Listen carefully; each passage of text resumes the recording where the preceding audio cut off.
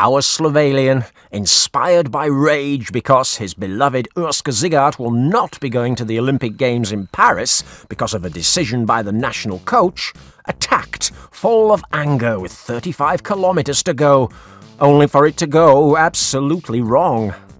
And the Danish anchovy, our beloved married suckerfish, put on a supernatural display. Absolutely extraterrestrial, incredible, dare we say even anomalous. And he not only recovered more than 35 seconds of disadvantage to the yellow jersey, but he was able to win in an agonizing but memorable sprint in what is undoubtedly the most important stage of this Tour de France so far. It marks a turning point between the dominance of Saunier Duval and the fear, absolute panic as we enter the Vingegaard dimension, and we have certainly entered that realm. Focusing Evenepoel and the Slovenian skier proved to still be at their highest levels of form, but despite the TUEs, they are still far from the mighty number one of this Tour de France.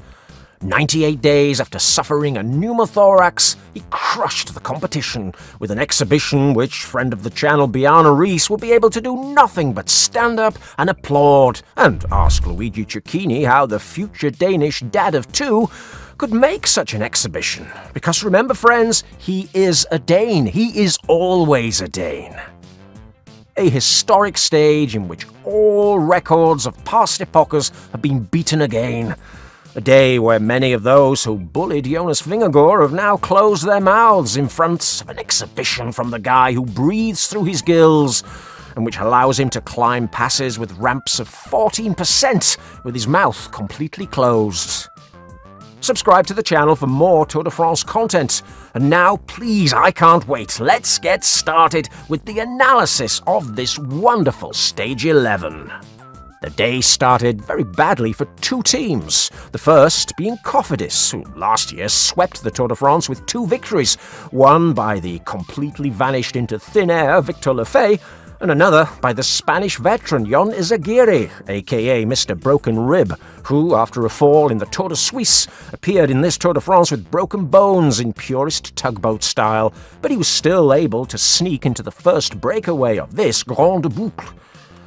It was a day suited to his characteristics, but unfortunately both he and Alexis Renard, the guy who enjoys caressing the noble parts of fans who come in Borat suits to the races, well, they were shelled out of the peloton with just 20 kilometers ridden, ending in abandonment and paying homage to the always remembered on this channel Michele Gazzoli. Damn hot days and damnable injuries.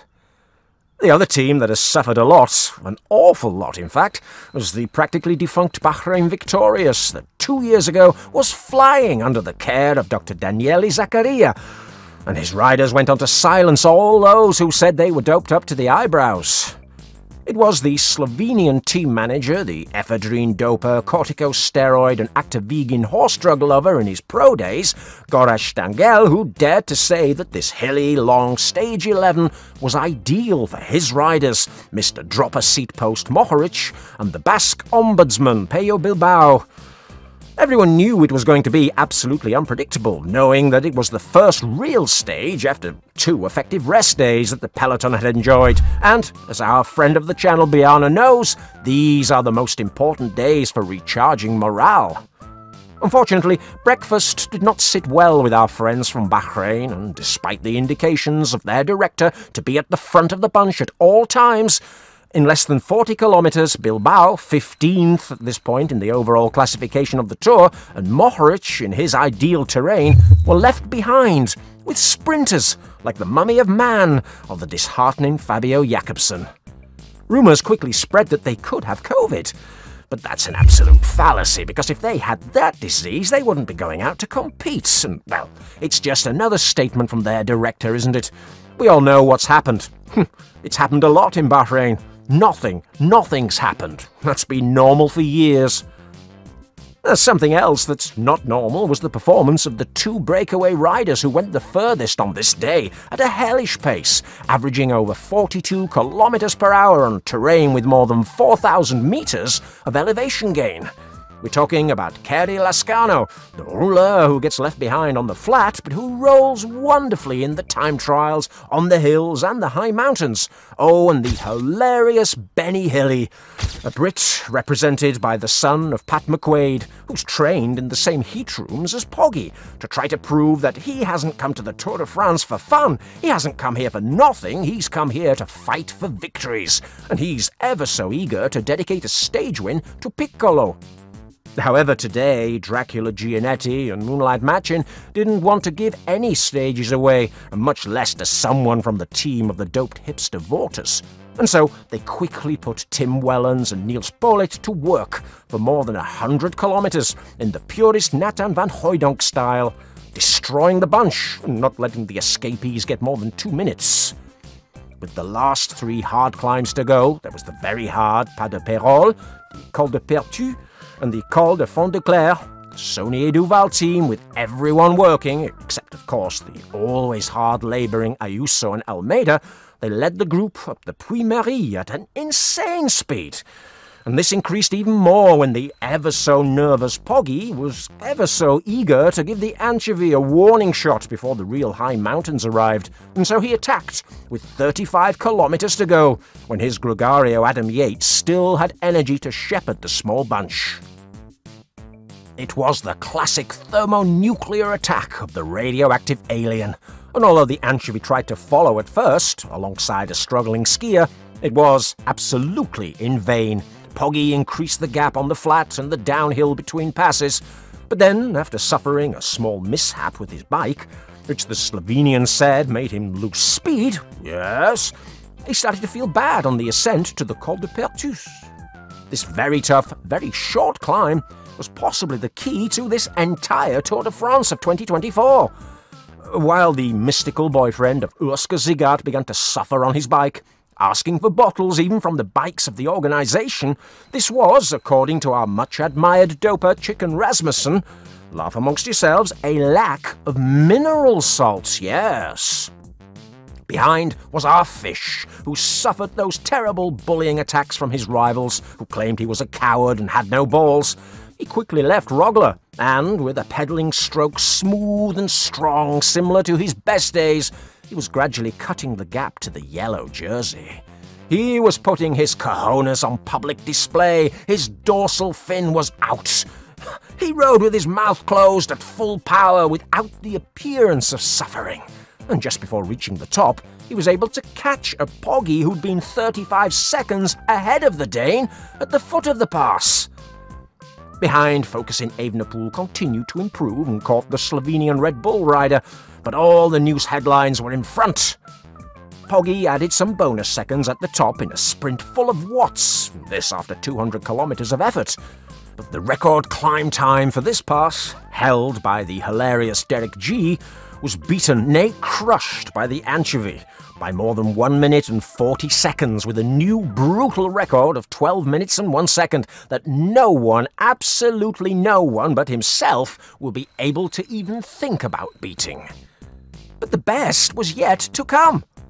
On the final ascent of the Fond de Clair, Pogi went with his tongue hanging out, trying to relieve himself of a fresh anchovy, one just put on sale at the fishmonger's at a price of $200 a kilo.